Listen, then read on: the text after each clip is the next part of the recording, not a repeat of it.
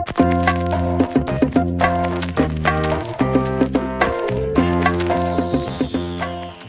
I ask you all to replicate that wonderful discussion a little bit about whether Britain had to fight World War II the way it did when it came into the war and that sort of thing? That was fascinating. I don't think Americans know this thesis. Well, just to give you, do you want to give him the backstory? Well, only that there are two books. No. One just published, one about to be published, Human Smoke by Nicholson Baker. And Churchill, Hitler and the Unnecessary War, which Pat Buchanan will be publishing in May.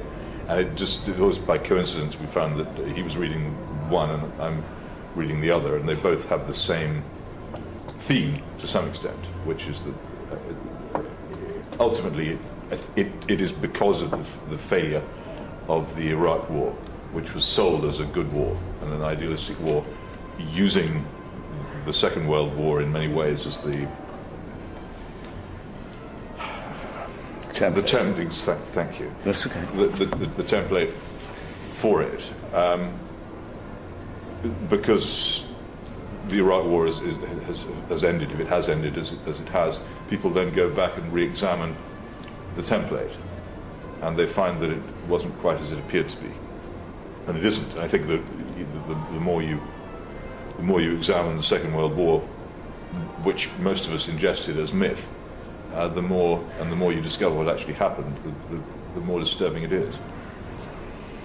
Though I think it could be said that Mr. Baker's been a pacifist for a very long time. His last appearance before, I won't say the cameras, but in the media, was a fictionalized fantasy about the assassination of President Bush as a woman, if you remember. Now, Pat Buchanan has long been a member of the Charles Lindbergh School of Politics, along with Gore Vidal, and actually quite a surprisingly large number of people whose backgrounds in America were with the America First movement. And what that means, in a sense, being officially dubious, no, not officially, dubious of the official explanation, justification of the war, that it was a response to fascist aggression, and therefore both just and necessary, and if you like, inescapable. But there have been revisionist books about this in Britain for some time. John Charmley wrote a big, who was amazingly professor of history at Fulton, Missouri, where the Iron Curtain speech is going, an Englishman. Long account, basically saying that the war could have been averted, or at least postponed, in some of its more grave, fell effects, softened, if it wasn't for the great gusto and enthusiasm for war displayed by Mr. Churchill, whose political career depended upon belligerence, as it had always done. I think these things have to be sayable and thinkable. And the idea that we were discussing earlier, that Hitler needed war, he needed a nihilistic response. Yes. Sorry, yes, there is another. Baker's given his book the extreme, actually Buchanan's choice of words is very cool, but it amounts to a very provocative title for a book. But the Nicholson title, Human Smoke, is, I haven't got to the stage yet where I know what he means by it. There is obviously an allusion in the book that I'm going to come to that will say why he's given it this title, but obviously you can tell what people are going to think. They're going to think about the final solution, which is what most people regard as the justification, if only ex post facto, for the war. And the difficulty with that touching belief is that it's quite probable that without the cover of war, there wouldn't have been a final solution. Without the night and fog and chaos of war, it would not have been possible to embark upon the mass deportations to the east and the massacres by whichever means they were conducted that undoubtedly occurred there. So, that being the case, and with our knowledge, some of it was available at the time, that Hitler probably didn't have very many years to live. He's mentally and physically in a very advanced state of decomposition by 1940. That any time spent running out his clock and wasting his time and keeping him in balk, or in, what is the word? Well, in neutral, if you like, would have been time well spent. And there were forces in Germany who would in the end have seen sense about that. It's not a position one can easily or lightly dismiss. But it takes the axe to the root of the great post-war myth of our Anglo-American civilization, which was that jointly we did something grand, noble, necessary, heroic. And as it's referred to in popular culture here, the good war. Yes, indeed. Yeah. Studs Terkel even, I mean, that's unironically called, though Studs Terkel, I'm sure at the time, would have been for the Hitler-Stalin Pact. That I'm pretty sure I remember him being for. I think the Baker position is less interesting than the Buchanan one, because pacifism leads you to... I gather there is a statement in the book in which he describes the French capitulation in 1940 as a civilized. Yes, he does. Yeah. And given what followed from that capitulation directly and predictably, I don't think that's actually a possible description.